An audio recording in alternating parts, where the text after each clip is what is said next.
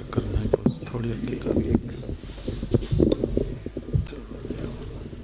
ہون سے جتنے سے ویٹر کیوں نہیں دو وہ نہ لمبا ہے یہ ہون پرانگ میں چلتا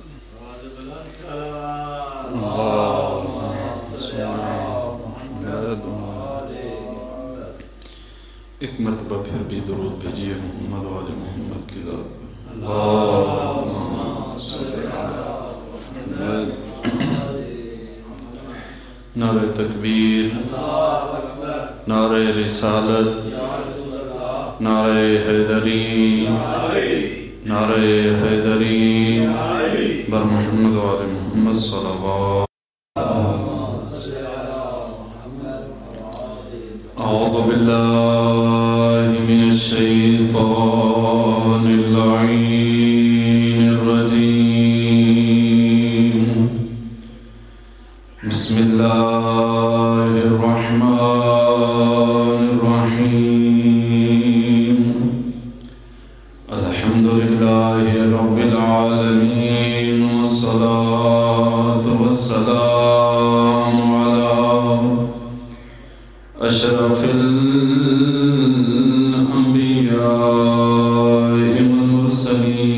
والمرسلین بالقاسم محمد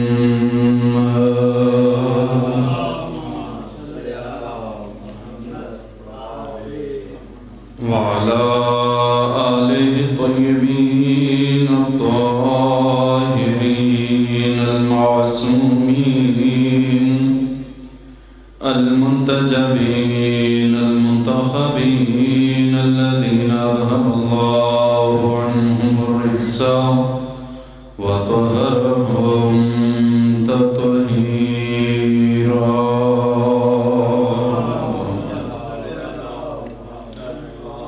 لا سيما على مولانا صاحب العصر والزمان روحي وأرواحنا لتراب مقدم الفداء واللعنة الدائمة على أعدائهم أجمعين أما بعد فقد قال رسول الله صلى الله عليه وآله وسلم إنها سيدة نساء العالمين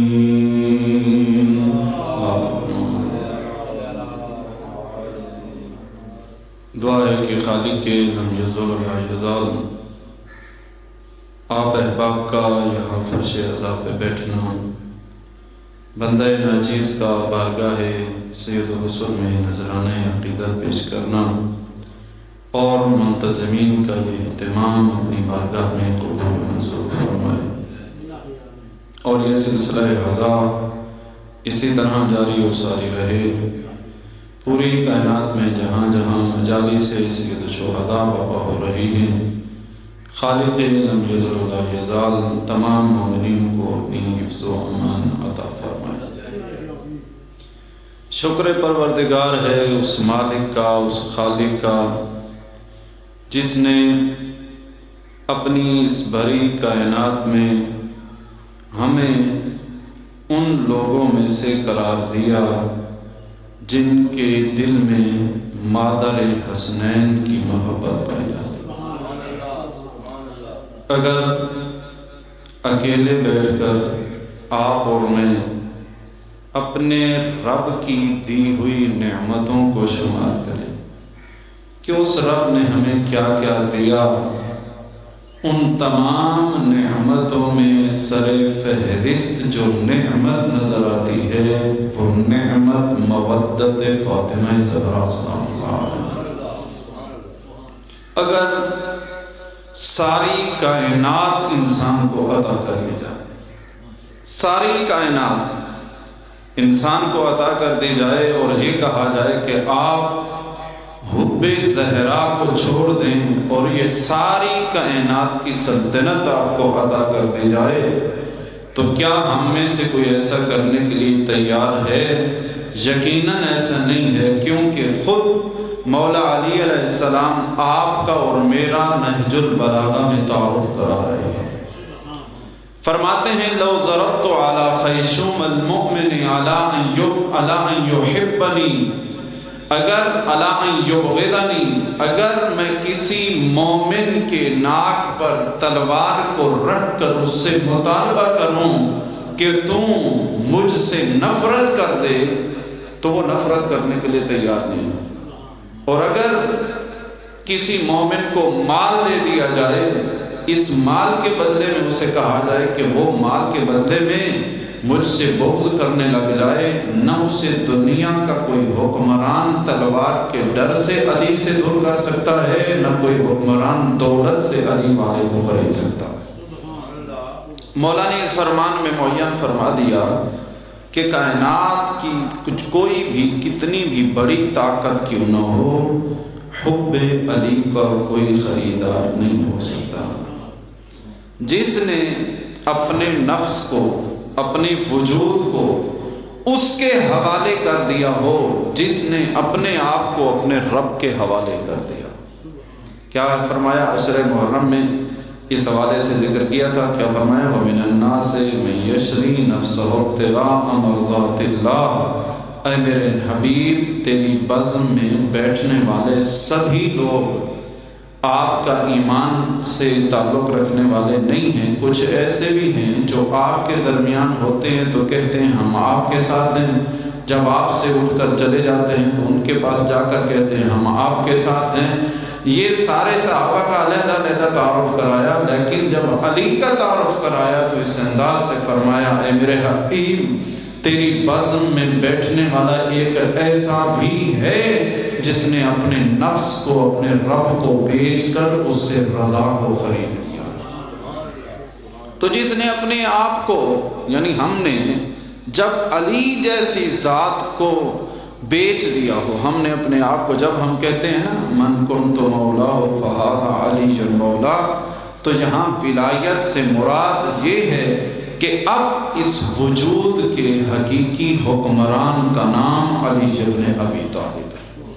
تو لہذا یہ میں عرض کر رہا تھا کہ انسان کو جو بھی نعمت اللہ تبارک و تعالیٰ نے عطا فرمائی، ان سب نعمتوں میں سب سے بڑی نعمت انسان کے دل میں جو جوڑوں کی محبت پائی جاتی ہے۔ کتنا کریم پروردگار ہے، اس کی معرفت دیکھیے۔ یہی موسم کا تبدل ہے، تغیر ہے۔ بیٹھا ہوتا ہے انسان، صبح جاگتے ہیں، ستارے نظر آ رہے ہوتے ہیں، اذان کے وقت انسان دیکھتا ہے کہ آج شبنم نہیں ہوگی، آج دھند نہیں ہوگی، لیکن چند ہی لمحات گزرتے ہیں کہ پاس کھڑا ہوا انسان کو نظر نہیں آ رہا ہوتا۔ اتنی بڑی کائنات میں تبدل ہو جاتا ہے۔ سورج طلوع ہوتا ہے پھر غروب ہو جاتا ہے، پھر دھوپ نکلتی ہے ختم ہو جاتی ہے، چاند چمکتا ہے پھر ختم ہو جاتا ہے۔ یہ سارا نظام کائنات اللہ کی ذات فرماتی ہے میرے حبیب ان بندوں سے کہے کیا ان کے پاس عقل و شعور نہیں ہے کہ جس سے یہ اندازہ لگائیں اس کائنات کو چلانے والا کون ہے۔ بہت سی نشانیاں رکھی۔ اللہ ایک ایسا وجود ہے جو نشانیوں سے پہچانا جاتا ہے، خود اسے نہیں دیکھا جا سکتا۔ کوئی بھی وجود ہے کائنات میں، کوئی بھی وجود ہے جو حقیقت رکھتا ہے، اسے دیکھا جا سکتا ہے۔ دیکھنے سے انسان اندازہ لگاتا ہے کہ یہ چیز موجود ہے، مگر کچھ وجود ایسے ہیں جنہیں دیکھا نہیں جا سکتا۔ انسانی آنکھ اسے نہیں دیکھ سکتی، اس کا ادراک کیا جا سکتا ہے۔ مولا علی علیہ السلام کے پاس ایک شخص آیا اور سوال کرنے لگا۔ آیت اللہ ناصر مکارم شیرازی صاحب نے اپنی کتاب ہمارے عقائد کے اندر اس روایت کو لکھا ہے۔ کہا کہ یا علی آپ جس رب کی عبادت کرتے ہیں کیا آپ نے اس رب کو دیکھا ہے؟ مولا نے فرمایا ہاں، کیسے ہو سکتا ہے علی ایسے رب کی عبادت کرے جسے علی نے دیکھا نہ ہو۔ انسان سوال کرنے والا حیران رہ گیا کہ پتہ نہیں مولا علی علیہ السلام کیا کہنا چاہتے ہیں کہ ایسا پروردگار ہم نے تو سنا ہے کہ اس رب کا نہ کوئی جسم ہے، نہ اس کی آنکھ ہے، نہ اس کا کان ہے، نہ وہ جسم رکھتا ہے، جو جسم نہیں رکھتا وہ دکھائی نہیں دیتا، جو دکھائی نہیں دیتا اس کو کیسے دیکھا جا سکتا ہے؟ مگر علی کہہ رہے ہیں میں اس رب کی عبادت ہی نہیں کرتا جس کو علی نے دیکھا نہ ہو۔ خود مولا جواب دیتے ہیں ہاں میں نے دیکھا ہے، مگر اس آنکھ سے نہیں بلکہ دل کی بصیرت کی نگاہ سے علی نے رب کو دیکھا۔ یعنی انسان جب اپنے دل میں اس کے آثار کے ذریعہ انسان دیکھ سکتا ہے، خود اس رب کو نہیں دیکھا جا سکتا۔ کیوں؟ مولا علی علیہ السلام نہج البلاغہ میں فرماتے ہیں کہ اگر یہ کہا جائے کہ اس رب کو دیکھا جا سکتا ہے تو پھر ہم نے اس کے جسم کو تصور کر لیا، اور پھر جب اس کے جسم کو تصور کر لیا تو ہم نے اسے محدود کر دیا۔ جو محدود ہو جائے وہ مخلوق ہوتی ہے، وہ خالق نہیں ہو سکتی۔ آپ اور میں اس وقت یہاں ہیں مگر ہم اپنے گھر میں نہیں ہیں، ہم اس وقت اس علاقے میں ہیں تو ہم ملتان نہیں ہیں، جب ملتان ہوں گے تو ادھر نہیں ہوں گے۔ یہ جو ہر جگہ وجود رکھتا ہو اسے خالق کہا جاتا ہے، جو کسی مقام پہ ہو اور کسی مقام پہ نہ ہو اسے مخلوق کہا جاتا ہے۔ تو یہ اس پروردگار کی نعمتیں ہیں کہ اس نے اپنے مخصوص انداز سے اس کائنات کو سجایا ہے، اس کی قدرت کے آثار کے ذریعہ اس کی معرفت حاصل کی جاتی ہے۔ اسی آیات کے تناظر میں پھر ایک مقام پر وہ پروردگار فرماتا ہے وَمِنْ آیَاتِهِ، اے میرا حبیب ان بندوں سے کہے اس رب کی معرفت کے لیے اتنا کافی ہے کہ ہم نے سب مرد خلق نہیں کیے، سب خواتین خلق نہیں کی، بلکہ بعض کو مرد اور بعض کو خواتین خلق فرمایا۔ اگر وہ چاہتا سارے کے سارے مرد خلق ہوتے، کر سکتا تھا نہیں۔ ساری کائنات میں خواتین ہوتے، مرد ہوتے، کر سکتا تھا یا نہیں؟ ذات الہی فرماتے ہیں رب کی نشانیوں میں سے یہ ہے کہ ہم نے تمہیں زوج خلق فرمایا ہے، یعنی مذکر اور مؤنث۔ پھر انسانی خلقت کی ابتدا میں اللہ کی ذات فرماتی ہے، غالباً 18واں پارہ ہے یا 19واں پارہ ہے، اس میں کسی انہی پاروں میں کسی آیات میں اللہ کی ذات ارشاد فرماتی ہے کہ ایک قطرہ ہوتا ہے، ہم اسے وجعلناہ فی قرار مکین، ہم اسے مخصوص مقام میں جگہ عطا کر دیتے ہیں، محفوظ کر لیتے ہیں۔ اب کسی کے قدرت و اختیار میں نہیں کہ کوئی اس قطرے سے کوئی مرد خلق کر کے دکھائے۔ دنیا کی کوئی طاقت یہ نہیں کر سکتی کہ ایک قطرہ ہے اسے مرد خلق کا بیٹا پیدا ہو۔ دنیا کی کوئی طاقت یہ ایسا نہیں کر سکتی کہ اس ایک قطرے کو ایسی صلاحیت دے کہ وہ بیٹی ہی پیدا ہو، ماں کے شکم میں جو پروان چلے بعد میں جو پیدا ہو وہ بیٹی ہو۔ فرمایا فَإِنَّ اللَّهَ يُصَوِّرُ فِي الْأَرْحَامِ كَيْفَ يَشَاءُ، وہ ایک قطرے کو چاہے بیٹے کی شکل عطا کرے یا بیٹی کی شکل عطا کرے، وہ تمہارا خالق ہو سکتا ہے، اس کے علاوہ کوئی اور نہیں کر سکتا۔ کتنی نعمت ہے یہ، واقعاً اللہ تبارک و تعالیٰ کی طرف سے نعمت ہے۔ ہم بعض اوقات بہت سے دیکھتے ہیں نعمتیں، انسان جب انسان کسی چیز کی غذا کو چکھتا ہے تو انسان کہتا ہے کتنا اس رب کا کرم ہے کہ اس نے چکھنے کی طاقت انسان کو عطا فرمائی ہے۔ اور بہت سی نعمتیں جب انسان دیکھتا ہے تو کہتا ہے کہ دیکھ کتنی بڑی نعمت ہے جو اللہ نے میری اس ضرورت کو بھی پورا کیا ہے، اس ضرورت کو بھی پورا کیا ہے، اس ضرورت کو بھی پورا کیا۔ بہترین قسم کے فروٹ ہوتے ہیں، غذا استعمال کی جاتی ہیں، چیزیں، ساری چیزیں۔ انسانی وجود میں جو انسان مرد خلق ہوتا ہے اس کے وجود میں ضرورت خاتون پائی جاتی ہے، اس کے دل میں یہ طلب پائی جاتی ہے، اس کی تکوین میں یہ چیز پائی جاتی ہے کہ اس کے اندر اس کی سرشت اور اس کی تکوین میں چند غرائز رکھے گئے ہیں، چند شہوتیں رکھی گئی ہیں، وہ اس وقت تک تکمیل تک نہیں پہنچ سکتی جب تک کہ اللہ تبارک و تعالی ایک مؤنث خاتون کو خلق نہ فرما دے۔ قرآن میں فرمایا وَمِنْ آیَاتِهِ، اپنے وجود میں بیٹھ کر انسان دیکھے کہ اس رب نے تیری کس کس ضرورت کو مکمل فرمایا۔ سورہ نور میں 2 آیتیں نازل فرمائی، ایک آیت کا تعلق مرد سے ہے اور ایک آیت کا تعلق خاتون سے۔ مردوں کے لیے کہا ہے اے میرا حبیب وقل للمؤمنین، میرا حبیب جا کے ان مردوں سے کہے، کیا کہوں؟ اپنی نگاہوں کو نیچا رکھے، نامحرم کی طرف نگاہ نہ کرے، جو ماں نہیں ہے، جو بہن نہیں ہے، جو محارم نہیں ہے، ان میں سے کسی کی طرف یہ نگاہ نہ کرے۔ اب وہی خالق جس نے میرے وجود میں طلب رکھی ہے کہ میں کسی خاتون کی طرف جھکاؤ رکھتا ہوں، میری تکوین میں آپ وہ مرد نہیں ہے جس کے اندر اس طرح کی شہوت نہ پڑے۔ انسان، اللہ کی ذات نے انسان کے وجود میں یہ چیز رکھی۔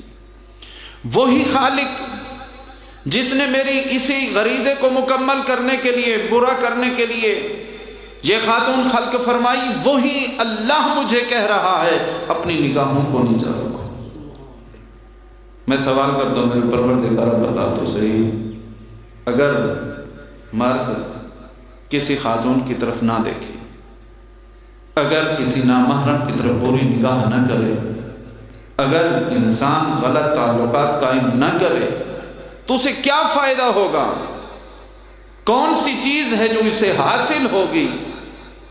فرمایا ذَلِكَ أَزْكَىٰ لَهُمْ، ان کے لیے اتنا بڑا اجر ہے کہ جو شخص اپنی نگاہ میں طہارت قائم کر لیتا ہے، اللہ کی ذات اسے پاکیزگی کی منزل عطا کر دیتی ہے۔ ہم بہت سے کام کرتے ہیں، وضو کرتے ہیں، کس لیے کرتے ہیں؟ ہمارا جسم پاک ہو جائے۔ غسل کرتے ہیں، کیا ہم اس لیے کرتے ہیں کہ ہمارے جسم سے میل اتر جائے؟ کیا یہ ہوتا ہے؟ وضو اور غسل اللہ نے کیوں معین فرمایا؟ جسم اگر نجس ہو جائے تو اسے پانی سے پاک کیا جاتا ہے، اگر روح نجس ہو جائے تو اسے وضو اور غسل سے پاک کیا جاتا ہے۔ یہ طہارت باطنی ہے۔ فرمایا اگر دل کی طہارت کی منزل پہ جانا چاہتے ہو تو پھر اپنی آنکھ میں حیا پیدا کرو۔ جس شخص کی آنکھ میں حیا پیدا ہو گیا، قرآن کہتا ہے وَذَلِكَ أَزْكَىٰ لَهُمْ، یہ مردوں کے لیے مقام طہارت ہے، تزکیہ ہے، پاکیزگی ہے اگر کوئی شخص اپنی آنکھ میں حیا کو پیدا کرے۔ اور یہ آیت مردوں کے لیے ارشاد فرمائی، اور پھر دوسرے مقام میں فرمایا وَقُلْ لِلْمُؤْمِنَاتِ أَن يَغْضُضْنَ أَبْصَارَهُنَّ وَيَحْفَظْنَ فُرُوجَهُنَّ وَلَا يُبْدِينَ زِينَتَهُنَّ۔ اور میرے حبیب، ان خواتین کے لیے بھی ایک حکم ہے، مردوں کے لیے بھی حکم ہے، خواتین کے لیے بھی حکم ہے۔ خواتین کے لیے کیا حکم ہے؟ خواتین کے لیے یہ حکم ہے کہ وہ بھی اپنی نگاہوں کو نیچے رکھیں، اپنی شرمگاہوں کو محفوظ رکھیں، اور اپنی مقام زیبائش کو کسی کے سامنے عریان نہ کریں۔ مقام زیبائش کیا ہے؟ علماء نے اس کے حوالے سے کافی تفصیلی گفتگو کی ہے۔ میں بس ایک ہی جملہ عرض کرتا ہوں تاکہ مختصر انداز میں اپنی گفتگو کو اختتام کی طرف لے جاؤں۔ میرے بعد قبلہ محترم نے بھی، قبلہ علامہ ملک اعجاز نقوی صاحب تشریف لا چکے، انہوں نے بھی گفتگو کرنا ہے، تو لہٰذا اپنے مخصوص وقت میں ایک نتیجے تک ہم پہنچنے کی کوشش کرتے ہیں۔ درود بھیجیے محمد و آل محمد کی ذات۔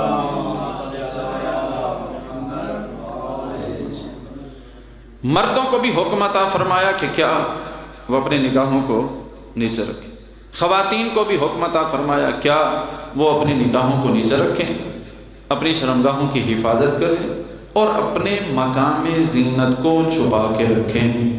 مقام زینت کیا ہے؟ جن اعضاء کی طرف دیکھ کر مرد میں شہوت ابھرے ان تمام چیزوں کو چھپا کے رکھنا ضروری ہے۔ یعنی میں صرف ایک جملہ کہا کرتا ہوں جس سے پوری حدیث کی تفسیر مکمل ہو جاتی ہے کہ خاتون کو ایسے باہر آنا چاہیے جس انداز میں فاطمہ زہرا سلام اللہ علیہا حق کے فدق مانگنے کے لیے مسجد مدینہ میں آئی تھی۔ وہ انداز دیکھیے تاریخ میں، بی بی طاہرہ اپنے گھر سے باہر آئی تو کیسے آئی تھی؟ اگر اس مقام کو نہیں دیکھنا تو کسی اور مقام کو دیکھیے۔ کون سی؟ مباہلہ میں جب مادر حسنین اسلام کی سربلندی کے لیے عیسائیوں کے مقابلے میں اپنے بابا کے سائے میں چل رہی تھی، تو دیکھو واقعہ مباہلہ میں کس طرح بنت پیغمبر اسلام کی بقا میں اپنا کردار ادا کر رہے تھے۔ دونوں مقامات پر تاریخ دان لکھتے ہیں کہ بنت پیغمبر سر تا پا سیاہ لباس میں ملبوس چلتے ہوئے جا رہی تھی، سوائے اس چیز کے، توجہ کیجئے گا مقام زیبائش کو چھپانا کتنا ضروری ہے۔ اس ایک جملے پہ ادب کے انداز میں ان چیزوں کو چھپا کے عرض کرنا چاہتا ہوں۔ تقریر کہاں سے، آواز کہاں سے کہاں جاتی ہے، اور خواتین تک بھی بات جا رہی ہوتی ہے۔ سر تپا یعنی جب خاتون چادر میں جا رہی ہو، اس کے قد کے علاوہ کسی اور چیز کو مشخص کر کے نہ دیکھا جا سکے۔ یہ قرآن حکم دے رہا، حکم ہے قرآن کا۔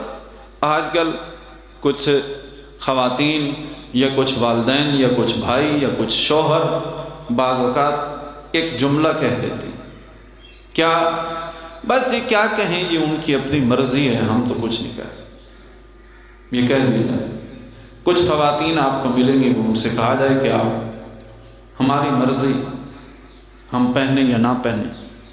کبھی آپ نے کسی بے نمازی سے بھی یہ سنا ہے کہ وہ کہے ہماری مرضی، ہم نماز پڑھیں یا نہ پڑھیں؟ بے نمازی یہ نہیں کہتا میری مرضی میں پڑھوں یا نہ پڑھوں، وہ کہتا ہے ہاں جی ہم نہیں پڑھتے۔ کبھی بے روزہ دار سے بھی آپ نے سنا ہے کہ وہ ڈٹ کے کہہ رہا ہو ہماری مرضی، ہم روزہ رکھیں یا نہ رکھیں، یعنی روزے کا انکار کر رہا ہو؟ دیکھا آپ نے کہ نماز کا انکار کر رہا ہو؟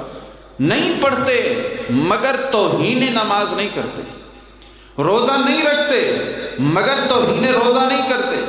بہت سے لوگ مگر جب حجاب کے معاملے میں آپ آئیں گے تو آپ کو بعض ایسی خواتین بلکہ آپ ایسے مرد بھی نظر آتے ہیں، مرضی جی یہ ہو تو ہو، نہ ہو تو نہ ہو۔ یہ ایک شبہ ڈال دیا گیا ہے اسلامی اس حکم شرعی میں۔ مثلا اس کی میں ایک چھوٹی سی مثال آپ کی خدمت میں عرض کرتا ہوں۔ خاتون کے لیے نماز بھی اس کے اوپر واجب ہے یا نہیں؟ واجب ہے خاتون پہ نماز۔ خاتون پہ روزہ بھی واجب ہے یا نہیں؟ واجب ہے۔ خاتون کے لیے میراث بھی ہے یا نہیں؟ ہے میراث یا نہیں؟ ایک ہوتا ہے حق اور ایک ہوتا ہے حکم، دونوں میں فرق کرنے کی ضرورت ہے۔ ایک ہوتا ہے حق، ایک ہوتا ہے حکم، دونوں میں فرق کیا ہے؟ حق یہ ہوتا ہے کہ انسان اگر اسے چھوڑنا چاہے تو چھوڑ سکتا ہے، مگر حکم کی خلاف ورزی نہیں ہو سکتی۔ اس کی میں مثال آپ کو دے چکا ہوں مگر ایک اور انداز سے عرض کر، یہ جو میراث ہے یہ خاتون کا حق ہے۔ باپ فوت ہو گیا، ہم نے کتنی خواتین کو دیکھا ہے، وہ کیا کہتی کوئی نہیں جی ہم اپنی میراث اپنے بھائیوں کو دیتی۔ اب یہ خاتون کا حق ہے، میراث اللہ نے اسے دی، ورثاء پر ضروری ہے کہ وہ بہن کا حق دیں، بیٹی کا حق دیں، مگر اس بہن اور بیٹی کے لیے جائز ہے کہ وہ اپنا حق لے جب وہ حق اپنا واپس کسی اور کو دے، یہ اس کے لیے جائز ہے، کرے یا نہ کرے۔ مگر نماز اس کے اوپر حکم شرعی ہے، یہ نہیں کہہ سکتی کہ نماز میں پڑھوں یا نہ پڑھوں۔ روزہ حکم شرعی ہے، یہ نہیں کہہ سکتی کہ میں روزہ رکھوں یا نہ رکھوں۔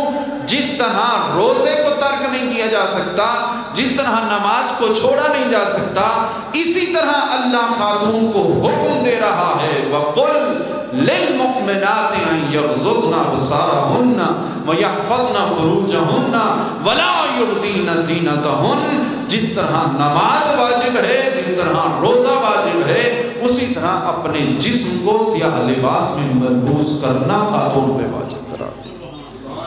یہ فرق ہے دو چیز، ہمیں سمجھنے کی ضرورت ہے۔ ہم نے اسلام کو اپنی مرضی سے سمجھا، پھر ایک اور جملہ کہہ دیا جاتا ہے، کیا کہہ دیتے وہ جی اگر کر لیا تو اس کا فائدہ ہے، اگر نہ کریں تو پھر ٹھیک ہے کوئی مسئلہ نہیں، مرضی ہر انسان کی اپنی مرضی۔ یہ مرضی انسان کہہ سکتا ہے کہ میری اپنی مرضی؟ کوئی انسان آپ اور میں کہیں ہماری مرضی کہہ سکتے ہیں؟ انسان اپنی مرضی کر سکتا ہے؟ سلطان الانبیاء نے فرمایا تھا کلمۃ لا الہ الا اللہ حصنی ومن دخل حصنی آمن من عذابی، اگر کوئی بندہ یہ چاہتا ہے کہ وہ اپنے آپ کو جہنم کی آگ سے محفوظ کرے تو پھر اسے اس اللہ کی عبادت کے قلعے میں داخل ہونا ہوگا، تب جا کے وہ عذاب جہنم سے محفوظ ہوگا۔ جو لا الہ میں داخل ہو جائے، یہ لا الہ الا اللہ کا کیا مطلب ہے؟ اللہ کے علاوہ کوئی اور معبود نہیں، اللہ کے علاوہ کوئی اور معبود نہیں، اللہ کے علاوہ کوئی اور معبود نہیں، یعنی انسان فقط اور فقط اس رب کے حکم کا تابعدار ہے، اپنی مرضی کا تابعدار نہیں ہے۔ انسان کہہ دیا جاتا ہے کہ ہماری مرضی، جب تک انسان کو اختیار ہے، کس چیز میں اختیار ہے؟ چاہے تو مسلمان بنے، چاہے تو عیسائی بنے، چاہے تو یہودی بنے، چاہے تو سکھ بنے، چاہے تو ہندو بنے، چاہے تو مسلمان بنے، چاہے تو مومن بنے، چاہے تو منافق بنے، یہ سارے راستے علیحدہ علیحدہ جا رہے ہیں۔ فرمایا میرے حبیب اِنَّا هَدَيْنَاهُ السَّبِيلَ اِمَّا شَاكِرًا وَإِمَّا كَفُورًا، ہم نے حق کا راستہ بھی دکھا دیا ہے، ہم نے باطل کا راستہ بھی دکھا دیا ہے، اور اس کی عقل کے طور پر اسے رہنما عطا فرما دیا ہے۔ اپنی عقل سے سوچے، اس نے محمد مصطفیٰ کا پیروکار بننا ہے یا منافق کی زندگی بسر کرنی ہے، یہ انسان کے اختیار میں۔ لیکن جب راستے کو اختیار کر لیا، جب انسان اسلام کے راستے پر آ گیا، اب انسان اسلام کے نظریہ کو اختیار کرنے کے بعد یہ کر سکتا ہے کہ میری مرضی جہاں اس کے مطابق دین پہ عمل کرے؟ نہیں۔ یہی وجہ ہے کہ جب اعلان ولایت ہو رہا تھا میدان غدیر میں، تو ارشاد فرمایا الست اولی بکم من انفسکم، پہلے سارے حاجی تم مجھے یہ بتاؤ، کیا تمہاری مرضی پہ افضلیت اور حاکمیت محمد مصطفیٰ کی ہے یا نہیں؟ یعنی رسول نے اقرار لیا اس چیز کا۔ کیا اقرار لیا؟ مجھے یہ بتاؤ، کیا تم ایک چیز سوچو کہ میرے لیے یہ بہتر ہے، مگر تمہارا محمد کہے نہیں تمہارے لیے یہ بہتر ہے، بتاؤ میری مانو گے یا اپنی مانو گے؟ سب نے کہا نعم، ہم آپ کی مانیں گے، اپنی مرضی نہیں مانیں گے۔ اس وقت سلطان الانبیاء نے فرمایا من کنت مولاہ فہذا علی مولا، تمہاری مرضیاں ختم، مصطفیٰ کی مرضی ہے تو پھر میرے بعد میرا خلیفہ علی ابن ابی طالب۔ یعنی اپنے وجود پہ حکمران تسلیم کرنا ہے تو پھر چہارتہ کو تسلیم کرنا ہوگا، ان کی طرف سے احادیث جو ملتے ہیں ان احادیث کو تسلیم کرنا ہوگا۔ یہ نہیں کہا جا سکتا کہ انسان اسلام میں آنے کے بعد پھر اپنی مرضی کے مطابق دین کے احکام بنائے اور پھر اس میں عمل کرتا رہے۔ ایک اور بات یہاں پر حجاب کے حوالے سے کہی جاتی ہے، آخری بات سنیے اور آپ کی زحمت تمام کرتا ہوں، درود بھیجیے محمد علیہ محمد کی زحمت۔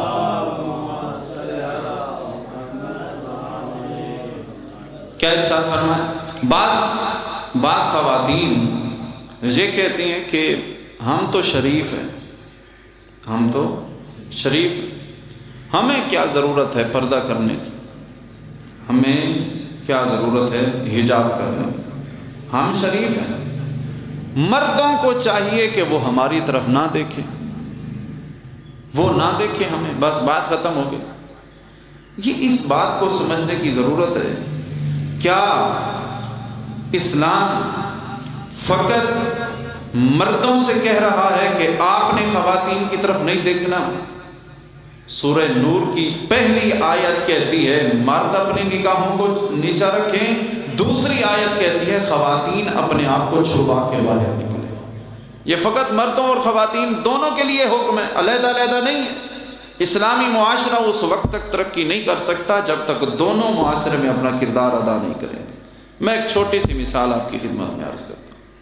ایک خاتون گھر سے جب جاتی کسی فنکشن پہ جا رہی، مثلا کسی مہندی کے، کسی نکاح کے، کسی ولیمے کے فنکشن پہ جا رہی، آج کل بڑے بڑے ہوٹلز میں اہتمام کیے جاتے ہیں اور پھر وہاں انسان بھول جاتا ہے کہ یہاں کیا بس وہ کیمرے، موویز، ہر چیز بن رہی ہوتی ہے اور کوئی ایسا نہیں، حجاب کا کوئی کنسیپٹ نہیں ہوتا اور بالکل ہر چیز خوبصورت دکھنے کے لیے کہ وہاں لوگ دیکھ کے یہ کہیں کہ اتنا زیور پہنا تھا اور اتنی خوبصورت لگ رہی تھی، اور یہ سارے چیزوں کے لیے خاتون بن ٹھن کے گئی وہاں اور زیور بھی ساتھ لے کے گئی۔ بعض اوقات جب کھانے کا وقت ہوتا ہے تو انہوں نے کچھ خواتین نے اپنے ہاتھ میں جو زیور پہنا ہوتا ہے، انگوٹھیاں وغیرہ یا کچھ اور چیزیں، وہ اتار کے اپنے پرس میں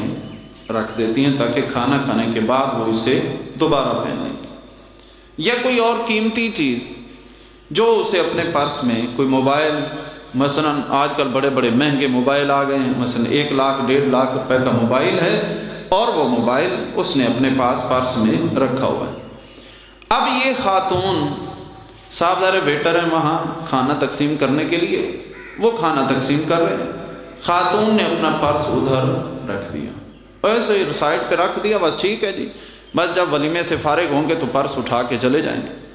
ولیمہ ختم ہوا، پرس اٹھایا، پرس اٹھا کے خاتون گھر پہنچی، خامند کے ساتھ گاڑی پہ بیٹھی، گھر جا کے پہنچی، اگلے دن جب پرس کو کھول کے دیکھا، اوہو اس میں تو وہ فلاں سونے کی چیز رکھی تھی وہ بھی نظر نہیں آ رہی، میں نے اتنے پیسے رکھے تھے وہ بھی نظر نہیں آ رہا، میرا آئی فون 12 کے 13 پرو میکس تھا وہ بھی نظر نہیں آ رہا، یہ اتنے بڑی بڑی چیز اب چوری ہو گئی۔ میاں صاحب خوش یا آپ کی طرح خاموش؟ درمیان درود بھیجیے محمد و آل محمد کی طرح۔ اب تھوڑا سا اسی مقام پہ میرا ساتھ دیجیے تاکہ آپ سوال کا جواب مکمل ہو جائے۔ اب اس خاتون نے جو اپنا مال اس کا ضائع ہو گیا، اس میں قصور کس کا ہے؟ اس میں قصور کس کا ہے؟ خاتون کا قصور ہے؟ خامند کا قصور ہے؟ وہ تو بیچارہ تھا ہی نہیں وہاں، اس کا کیسے قصور ہو؟ پرانے جو ہے نا، یا وہ بہت زیادہ جن کے دل میں رحم ہوتا ہے نا، وہ کبھی بھی گھر والوں کو قصوروار نہیں ٹھہراتے، وہ کہتے ہیں نہیں میاں سی۔ تو بزرگوں میں جو عرض کر رہا ہوں، اس میں شوہر بیچارہ تو گیا ہی نہیں، اس کو تو قصور ہو نہیں سکتا۔ اب دو ہی بندے ہیں، ایک وہ خاتون یا وہ شخص جو وہاں کھانا تقسیم کر رہا تھا جس نے چرایا، اس کا قصور، اس نے چوری کیوں کی؟ کیونکہ قرآن کہتا ہے چوری کرنے والے کے ہاتھ کاٹو۔ جس نے چوری کی، چوری کرنا بری چیز ہے، غلط چیز ہے۔ میرے چھوٹے بھائی بیٹھے ہیں یہاں پر، انسان کو کسی قسم کی بھی چوری انسان کو نہیں کرنی چاہیے۔ اب چوری سے منع کیا ہے کس نے؟ اللہ نے۔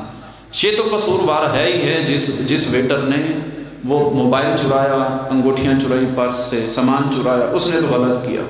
میرا سوال یہ ہے، ہم سب میں سے اگر کسی کی بہن اس طرح کوئی اقدام کرے، پرس میں چیزیں چھوڑ دے، یا ہماری اہلیہ یا ہماری والدہ، میں ان بچوں سے بھی سوال کرتا ہوں، ان کی والدہ کے ساتھ اگر ایسا ہو جائے، ہم سب اپنی خواتین سے کہیں گے، اس ویٹر کو تو بعد میں پوچھیں گے، پہلے آپ یہ بتائیں آپ نے ایسے پرس کو چھوڑا کیوں تھا؟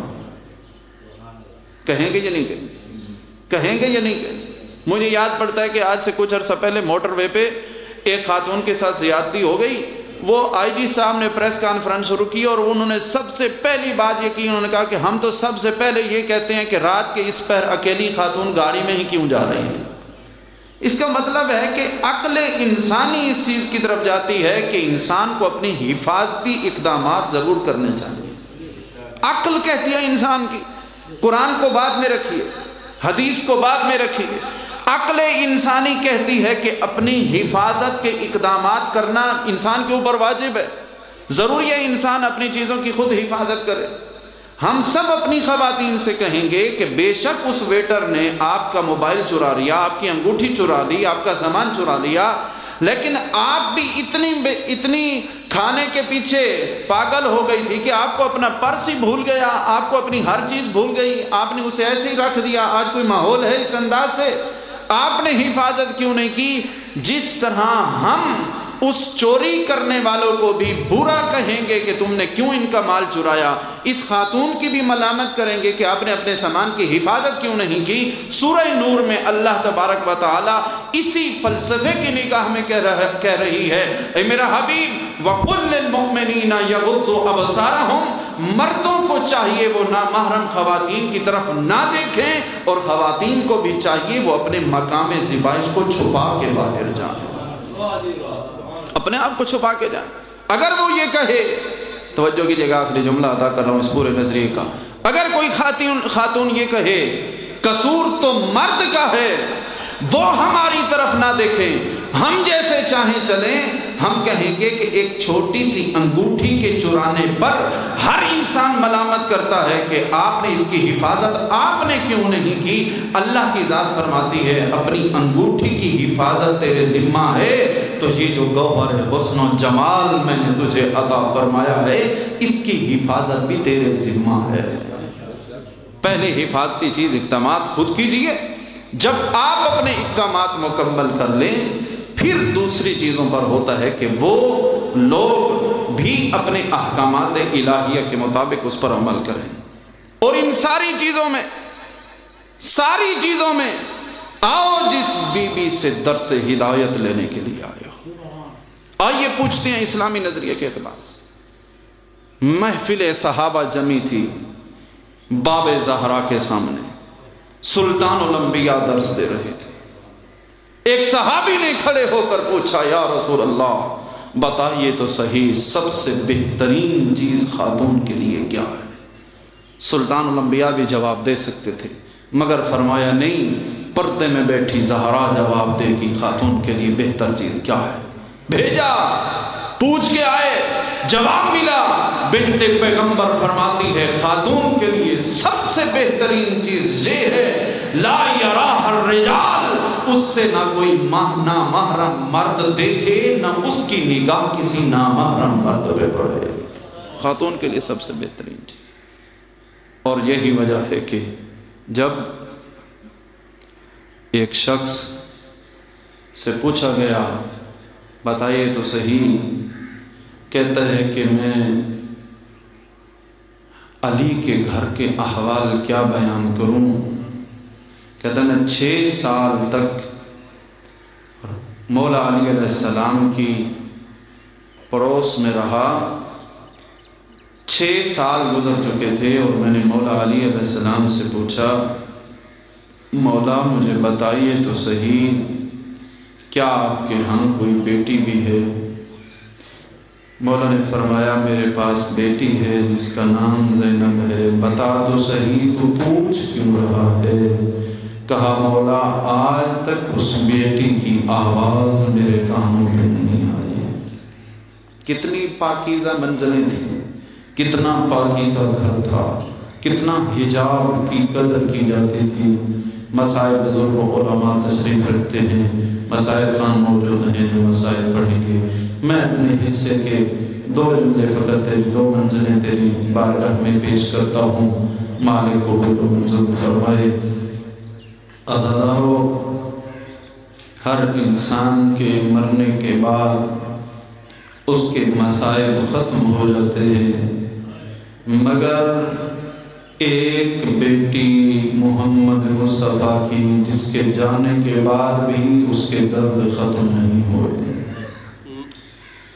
پہلی منزل جو قبر میں بھی زہرا کو رولا رہی ہے، نفس المحموم کی یہ روایت ہے۔ 28 رجب کی رات کو جب حسین مدینہ سے روانہ ہونے لگے، علامہ اختر عباس نجفی بیان کیا کرتے تھے کئی مرتبہ زہرا کا لال گھر سے لے کر ماں کی قبر تک زمین پہ گرتے، پھر کھڑے ہو جاتے، پھر کہتے یا اماں، پھر کھڑے ہوتے، پھر چلتے چلتے چلتے حسین ماں کی قبر کے نزدیک آئے، اور ایسے سوئے جس طرح چھوٹا بچہ اپنی ماں کے پہلو میں سو جاتا ہے، اور رو کے فرمایا السلام علیکم یا اماں، اے اماں اب حسین تجھے چھوڑ کے جا رہا ہے۔ قبر میں تڑپ گئی زہرا اور رو کے جواب دیا وعلیک السلام یا غریب الام، وعلیک السلام یا شہید الام، وعلیک السلام یا عطشان الام۔ ماں کا مسافر بیٹا تجھ پہ بھی زہرا کا سلام ہو، ماں کا پیاسا بیٹا تجھ پہ بھی زہرا کا سلام ہو۔ السلام علیکہ یا سبقان الام، اے گھوڑوں کی ڈاکوں میں بسنے والے حسین، ماں کا تجھے سلام ہو۔ یہ منزل ہے جو ربط کے طور پر میں نے پیش کرنا تھی۔ دوسری منزل شب عاشور سید الشہداء اپنی بہن زینب کبریٰ سلام اللہ علیہ کے پاس بیٹھے اسرار امامت منتقل کر رہے تھے، کہہ رہے تھے بہن زینب کل کی شام میں نہیں ہوں گا، عباس نہیں ہوں گے، یہ سارے بچے تیرے حوالے۔ آج کے بعد زینب تو سالار قافلہ بن جائے گی۔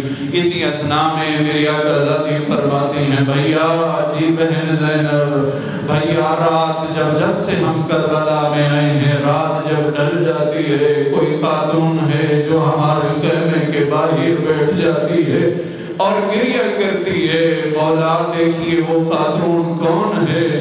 علامہ محی الدین کاظم صاحب بیان کرتے ہیں مولا حسین علیہ السلام رونے لگے اور کہا بہن زینب تجھے معلوم نہیں جب سے ہم مدینہ سے آئے ہیں ہماری ماں زہرا ہمارے ساتھ سفر کر رہی ہے۔ تیسرا وہ مقام جہاں زہرا کو قبر میں چین نہ آیا، اسی منزل پہ تیری زحمت تمام ہو گئی۔ تیسرا مقام وہ ہے 10 محرم کا دن ہے، شام ڈھل رہی ہے، ایک ظالم کہتا ہے میں نے حسین کو دیکھا جب آخری مرتبہ سوار ہو کے جنگ کرنے کے لیے زہرا کا لال آیا، میں نے دیکھا حسین نے کمر بند باندھا ہوا تھا، مجھے حسین کا کمر بند پسند آ گیا، لوگ مارتے رہے میں حسین کا انتظار کرتا رہا۔ حسین شہید ہوئے، زیر ذوالجلال سے زمین پہ آئے، لوٹنے والے لوٹ کے چلے گئے، میں انتظار کرتا رہا جب سارے چلے جائیں میں حسین کا کمر بند کھول کے لے جاؤں۔ جب لاش اوریان ہونے کے علاوہ باقی ساری چیزیں لوٹ لی گئی، عزادہ و ظالم کہتا ہے میں حسین کے لاش کے قریب گیا، میں نے حسین کے کمر بند کو کھولنا چاہا، مگر سید الشہداء نے اپنا ہاتھ کمر بند پہ رکھ دیا، میں نے بہت زور لگایا مگر زہرا کے لال نے ہاتھ نہیں ہٹایا۔ میرے پاس اور تو کچھ نہ تھا، میں نے دیکھا کچھ قدم فاصلے پہ ٹوٹی ہوئی تلوار کا ٹکڑا پڑا تھا، میں نے وہ ٹکڑا اٹھایا، حسین کا دایاں بازو قلم کیا، پھر میں نے کمر بند کھولنا چاہا لیکن حسین نے اپنا بایاں بازو رکھ دیا، میں نے بایاں بازو قلم کیا، پھر میں نے حسین کا کمر بند کھولا، میں نے کمر بند کھول کے جدا ہوا۔ اسی اثناء میں ایک نور آیا، چلتے چلتے جو اپنے بیٹے کے قریب آئی نا، آکے کہنے لگی بیٹا حسین میں تجھ سے نہیں پوچھتی تیرا سر کس نے قلم کیا، میں تجھ سے نہیں پوچھتی تجھے کس نے بحران کیا، مجھے اتنا بتا تیرے ہاتھوں کو کس نے کاٹا۔ حسین فرماتے ہیں میری اماں یہ مظلوم کا یہ قاتل کرا ہے، اس نے میرے ہاتھوں کو کاٹا ہے۔ اس وقت پیاری ماں نے دست دعا بلند کیے، میرے پروردگارا جس ظالم نے میرے حسین کے ہاتھوں کو کاٹا اس کے ہاتھ شل ہو جائیں۔ یہ ملعون کہتا ہے بس اسی وقت میرے ہاتھ شل ہو گئے، جتنا عرصہ یہ ملعون زندہ رہا اس کے ہاتھ شل رہے، ہر ایک کے غم ختم ہو جاتے ہیں مگر زہرا آج بھی مظلوم ہے۔ الا لعنت اللہ علی القوم الظالمین وسيعلم الذين ظلموا حي منقلب